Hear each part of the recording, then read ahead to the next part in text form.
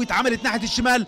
علي معلول يلعب العرضيه، يا سلام يا ولد، حلوه لسه فيها خطوره، مش ممكن. اجاي يا ولد يا اجاي، هدف ثالث اجاي. واتعملت اول جمله، لو اتعادت مره ثانيه جمله روعه روعه روعه اتعملت من النادي الاهلي. لو جت من بدايتها كده نعد اللمسات اللي اتعملت في نص ملعب النادي الاهلي. في الدقيقه 83 اجاي بيتقدم بهدف ثالث. خلاص زي ما بيقولوا كده بلغه الكوره، رموا الفوطه فريق طلائع الجيش. ادي هنا فرحه جماهير النادي الاهلي اللي موجوده في استاد السلام. اجاي هدف ثالث.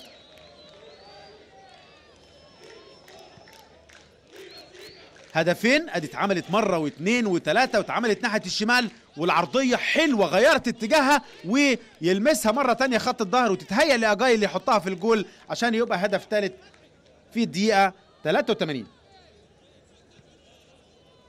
83 دقيقة أجاي بيتقدم للنادي الأهلي، غير الشكل تماما. قلت لحضراتكم بيأدوا فريق طلائع الجيش مباراة دفاعية في الشوط الثاني. يمكن الشوط الأول كانوا بيوصلوا كده لل 18 بتاع النادي الأهلي، وشوف